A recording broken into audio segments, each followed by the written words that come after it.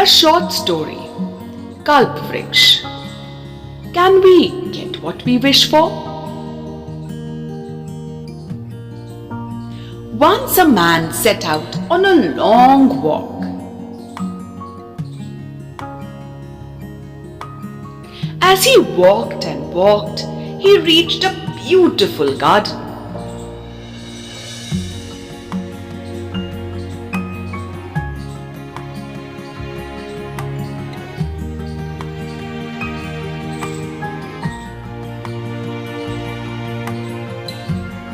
He had actually unknowingly entered heaven.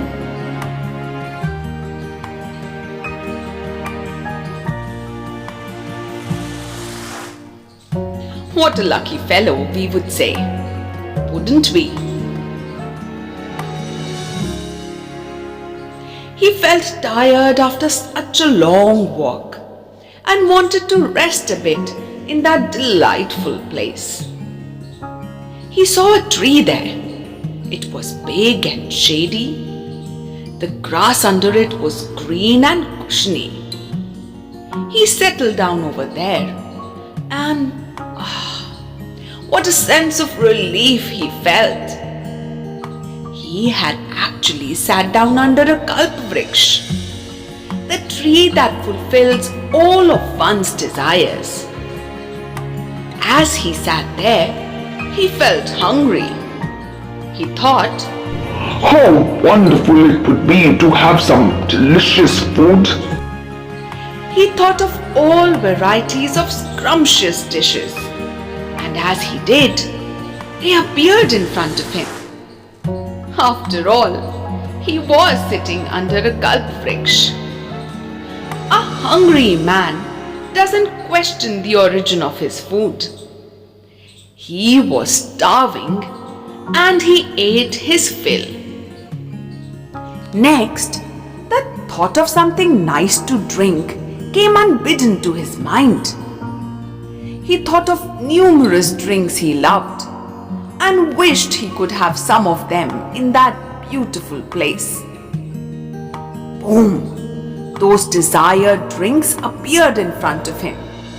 After all, it was a Kalpavriksha that he was sitting underneath. A thirsty man doesn't refuse the drink he gets to soothe his parched throat.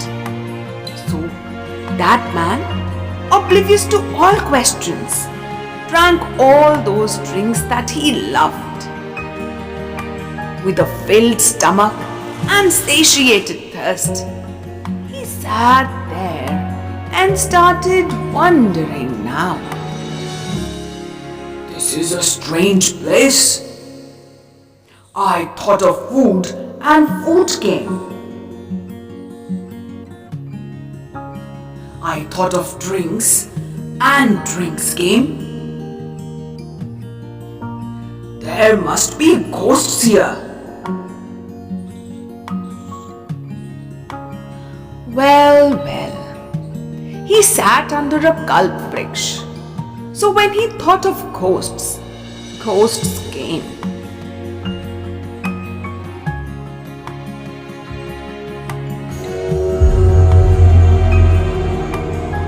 He saw the ghosts and petrified he thought, these ghosts will torture me. So the ghost started to torture him. Alas, he thought, it would be better to die than bear this torture. Death he thought of under the Kalpavriksha. So death he got. Under the Kalpavriksha. He thought of food. He got food.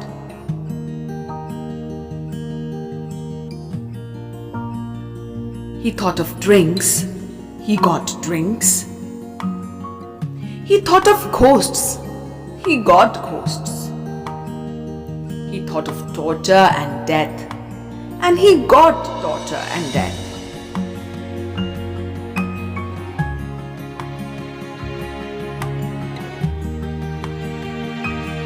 There may be no Kalpavriksha left in the forest today, But our mind is no less than a Kalpavriksha. It has enough strength to bring to life what we think.